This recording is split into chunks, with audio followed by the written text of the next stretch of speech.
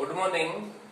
आज हम पढ़ेंगे एक्सरसाइज 15। एक्सरसाइज 15 है वर्ग की परिधि एवं क्षेत्रफल। इस एक्सरसाइज में हम वर्ग से संबंधित सवालों को हल करेंगे। इनके लिए हमें कुछ परिभाषाएं हैं वो याद रखनी है। सबसे पहले वर्ग क्या होता है, वर्ग किसे कहते हैं, ठीक है। वर्ग होता क्या है, वर्ग किसी बिंदु का बिंदुपथ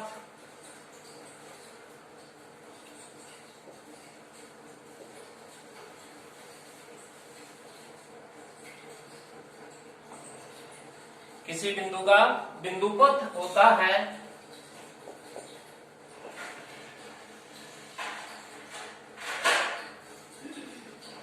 जो किसी समतल में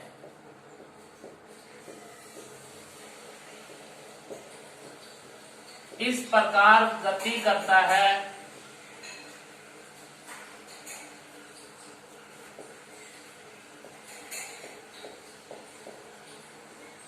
इस प्रकार गति करता है कि समतल में स्थित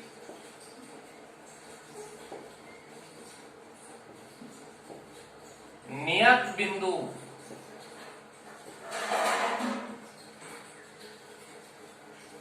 से इसकी दूरी समान रहे।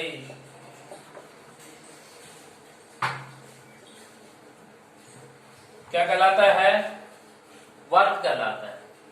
अब आता है वर्ग का केंद्र। केंद्र क्या होगा, समतल में स्थित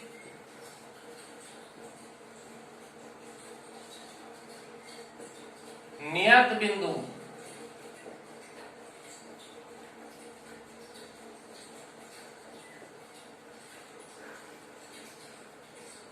वर्ग का केंद्र,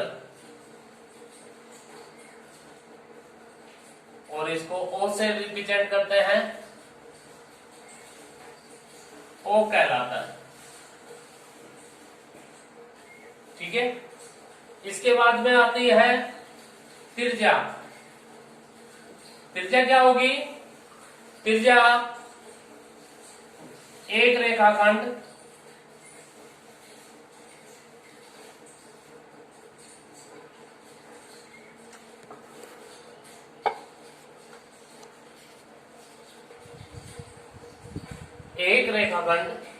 जो वर्ग पर स्थित बिंदु तथा वर्ग के केंद्र को जोड़ने वाली रेखा वर्ग की क्या कहलाती है, त्रिज्या।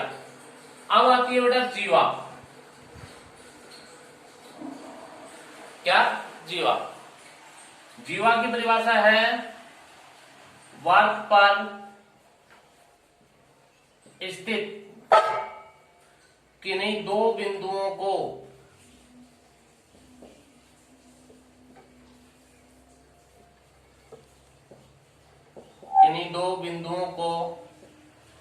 मिलाने वाला रेखाखंड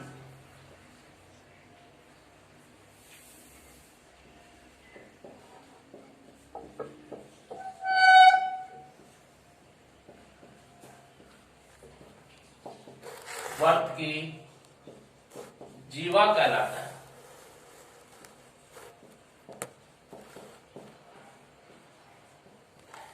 ठीक है। अब आता है व्यास। व्यास क्या होगा, देखिए जीवा की तरह ही है, वर्ग पर स्थित किन्हीं दो बिंदुओं को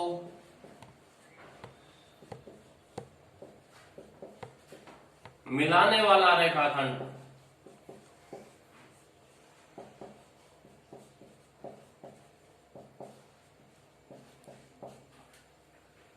जो केंद्र से होकर गुजरे।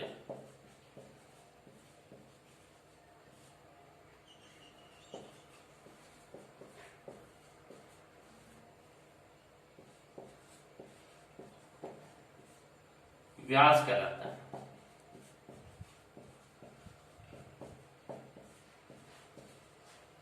या व्यास वर्त की सबसे बड़ी जीवा होती है।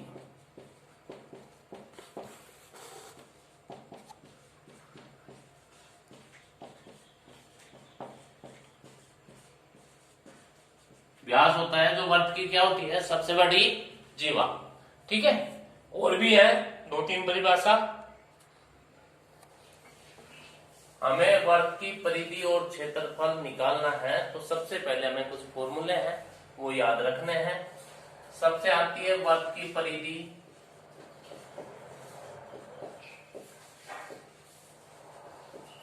वर्त की परिधि ज्ञात करने के लिए फॉर्मूला होता है बेटा 2 पाई r। फिर होता है वर्त का क्षेत्रफल,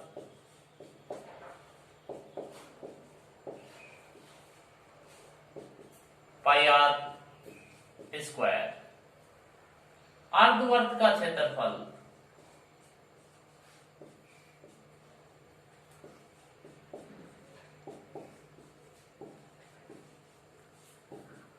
एक बटा 2 पाई r स्क्वायर। वर्त के चतुर्थांश का क्षेत्रफल,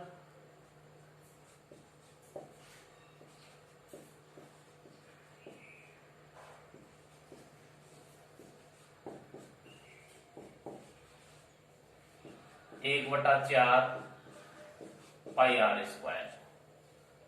इसके बाद में होता है बेटा 2 सेकेंद्रीय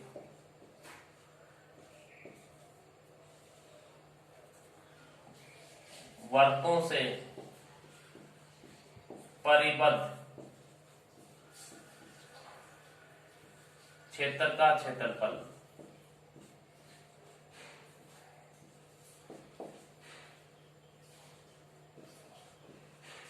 दो सेकेंद्रीय वर्त।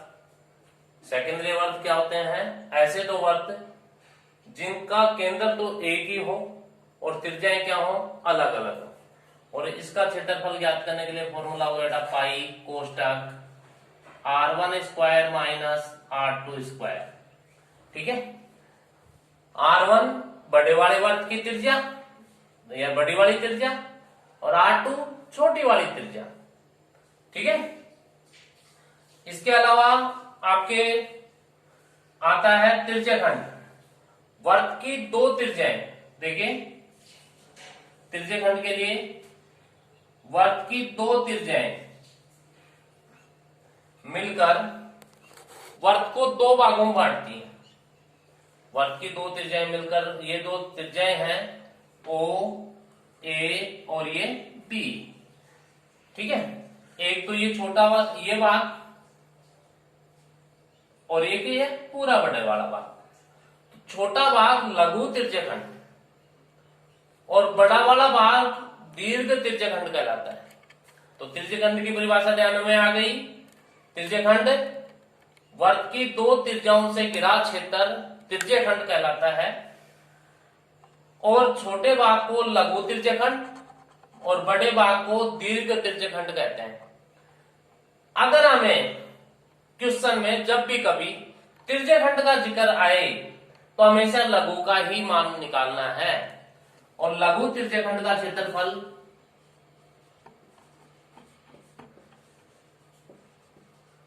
लघु त्रिज्याखंड का क्षेत्रफल पाई r स्क्वायर थीटा बटे 360। अब एक होती है चाप। वर्त पर स्थित कोई दो बिंदुओं के बीच की जो दूरी ये जो है ये क्या कहलाती है, चाप कहलाती है। चाप की लंबाई, चाप की लंबाई और सूत्र होगा बेटा इसमें पाई r थीटा बटे 180। ठीक है, इसी में जब त्रिज्या व चाप की लंबाई दी गई हो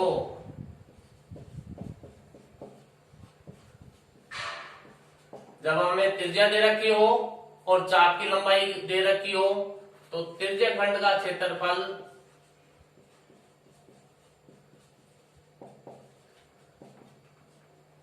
1/2 गुणा L गुणा R। L चाप की लंबाई और R त्रिज्या। ठीक है, त्रिज्याखंड किसे कहेंगे समझ में आ गया। वर्त की दो त्रिज्याएं मिलकर वर्त को दो भागों में बांटती हैं। छोटा भाग लघु त्रिज्याखंड और बड़ा भाग दीर्घ त्रिज्याखंड। लघु त्रिज्याखंड का क्षेत्रफल पाई आर स्क्वायर थीटा बटे 360। चाप की लंबाई ज्ञात करने का सूत्र पाई आर थीटा बटा 180। और जब त्रिज्या और चाप की लंबाई दी गई हो तो त्रिज्याखंड का क्षेत्रफल निकालने के लिए 1/2 गुणा L गुणा R ये काम मिलेंगे। अब रह गया दीर्घ त्रिज्याखंड। दीर्घ त्रिज्याखंड का क्षेत्रफल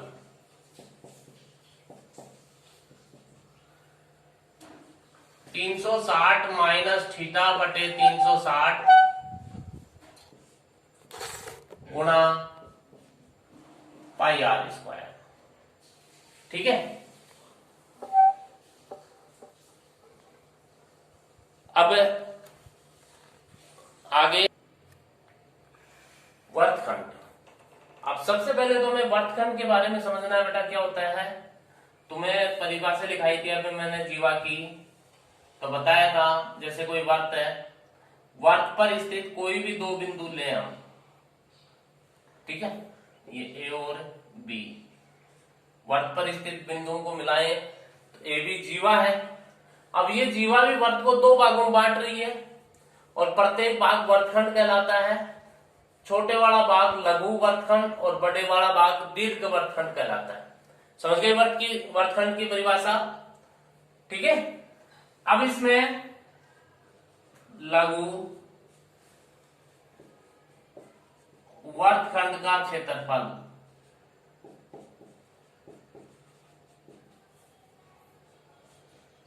पाई आर स्क्वायर थीटा बटे 360 minus 1/2 R square sine theta. Pi R square theta बटे 360 minus 1/2 R square sine theta. ये किसका होता है, लघु वर्तखंड का क्षेत्रफल। अगर हमें सपोज दीर्घ वर्तखंड का क्षेत्रफल निकालना पड़े, दीर्घ वर्तखंड का क्षेत्रफल, दीर्घ वर्तखंड का क्षेत्रफल निकालना हो तो क्या कैसे करेंगे, पूरे वर्त के क्षेत्रफल में से वर्त का क्षेत्रफल पाई आर स्क्वायर माइनस कोष्टक में लघु वर्तखंड का क्षेत्रफल घटा देंगे।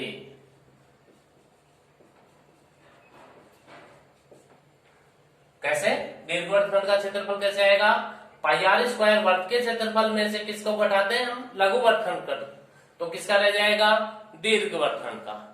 ठीक है, अब हम एक्सरसाइज और जो भी समस्या है जो सॉल्व करेंगे। हमें क्वेश्चन में दे रखा है एक्सरसाइज 15.1 का पहला क्वेश्चन है, एक वर्त की त्रिज्या 3.5 सेमी है और वर्त की परिधि और क्षेत्रफल ज्ञात करना है। सॉल्यूशन दे क्या रखा है हमें, त्रिज्या, त्रिज्या कितनी है हमारी, आर का मान 3.5 सेंटीमीटर। ठीक है, निकालना क्या है, परिधि और क्षेत्रफल। तो अभी सूत्र लिखाया था हमें, वर्त की परिधि 2 पाई आर, तो 2 पाई का मान जब तक नहीं कहा जाए जब तक 22/7 ही काम में लेना है। पाई की जगह कितना, 22/7 गुणा आर का मान 3.5। 7 का भाग जब 3.5 में देंगे तो 0.5 और इनको जब गुणा करेंगे तो ये कितना होगा 22, और परिधि है तो ये सेंटीमीटर में रहेगी। यूनिट जरूर लगाना है, इकाई जरूर लिखें।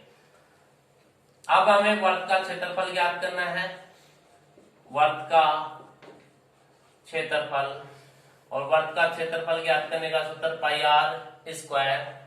पाई आर स्क्वायर, पाई की जगह 22/7 गुणा आर को 2 बार लिखना होगा, 3.5 गुणा 3.5 स्क्वायर है। तो अब 7 का वही भाग देंगे तो कितना आएगा ये 0.5। 0.5 को 22 से और फिर 3.5 से गुणा करेंगे तो ये आएंगे 38.5 वर्ग सेंटीमीटर। क्षेत्रफल हमेशा वर्ग इकाई में आएगा। सेंटीमीटर है तो वर्ग सेंटीमीटर, मीटर हो तो वर्ग मीटर, किलोमीटर हो तो वर्ग किलोमीटर। ठीक है। नेक्स्ट क्वेश्चन,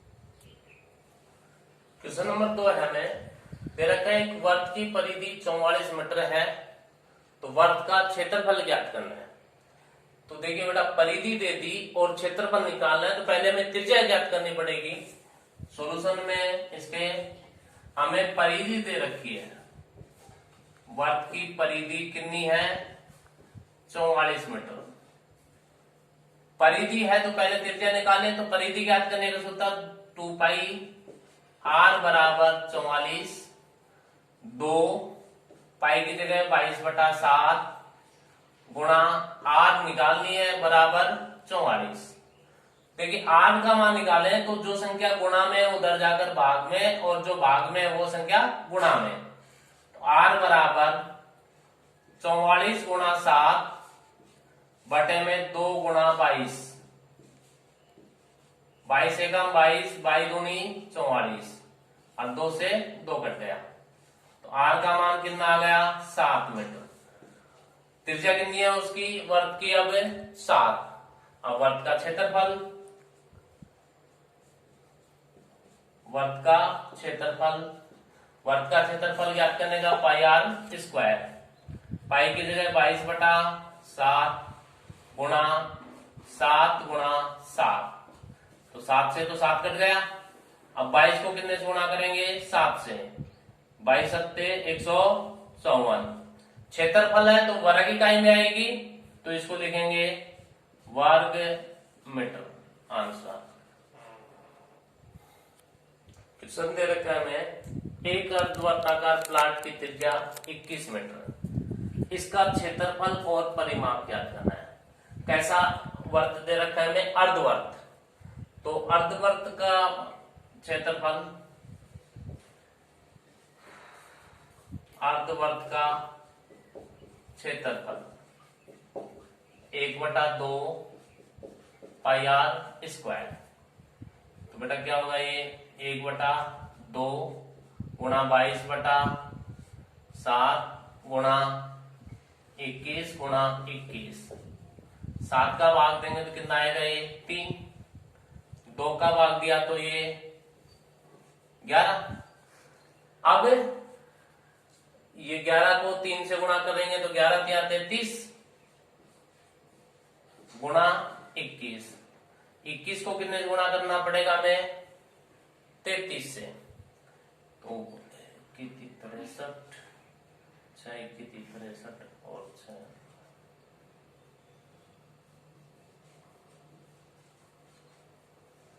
693 वर्ग मीटर।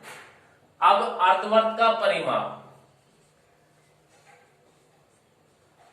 अर्धवर्त का परिमाप, अर्धवर्त का परिमाप ज्ञात करने के लिए फॉर्मूला देखिए, अर्धवर्त क्या करती है ऐसी होगी लगभग, ठीक है।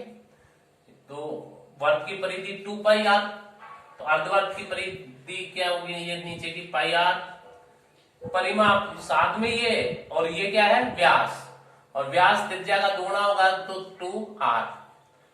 तो अर्धवर्त का परिमाप ज्ञात करने के लिए फॉर्मूला क्या हो गया पाई r प्लस 2r। पाई की जगह 22/7 गुणा r की जगह 21 प्लस 2 गुणा r का मान 21। 7 का भाग देंगे तो कितना आएगा ये 3, और 22 को 3 से गुणा किया तो 66 प्लस 21 दूनी 42, दोनों को ऐड करो 8 और ये 10।